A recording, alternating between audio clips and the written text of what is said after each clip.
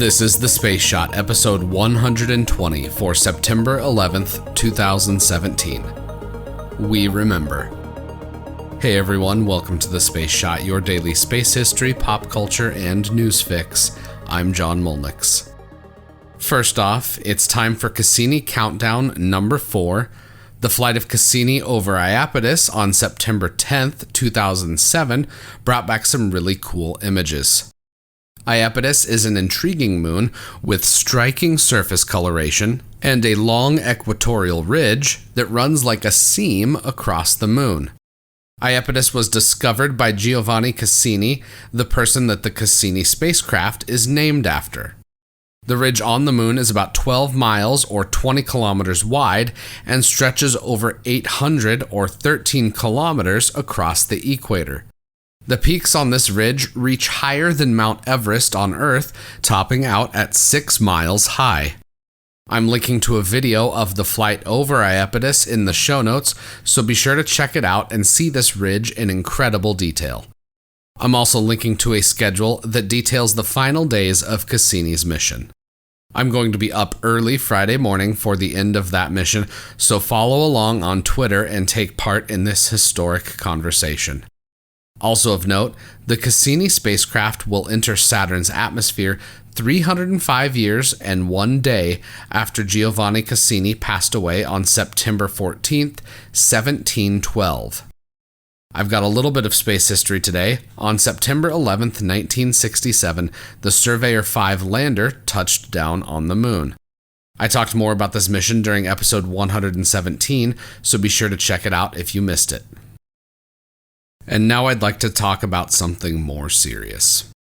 On September 11th, 2001, a series of terrorist attacks shook America and the world. 2,976 people lost their lives after a group of 19 radical Islamic Al-Qaeda terrorists used 4 commercial jetliners to attack the World Trade Center, the Pentagon, and one final plane that may have been heading to the White House.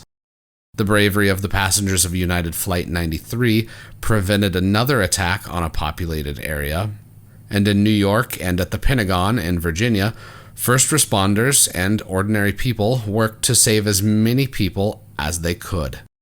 I was in the car headed to school that day when the news broke on the radio. I spent the day with friends at school, huddled around some of the computers that teachers had in their classrooms, watching the updates come in as they became available. I imagine that most everyone remembers what they were doing when they found out about the attack. There was one American not on Earth during the 9/11 attacks. Astronaut Frank Culbertson was the commander of Expedition 3 to the International Space Station, which went from August 12th to December 15th in 2001. He found out about the attacks while contacting Mission Control in Houston.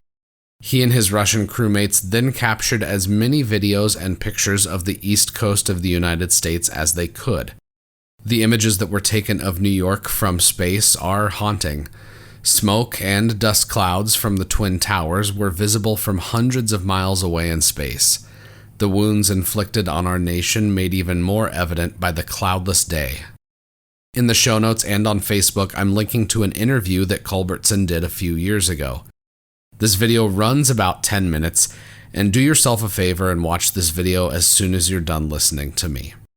Tomorrow, I'm going to go over the letter that astronaut Culbertson wrote on September 12th, so for today, that's all. We will never forget. I'm John Molnix, and I'll catch you on the flip side.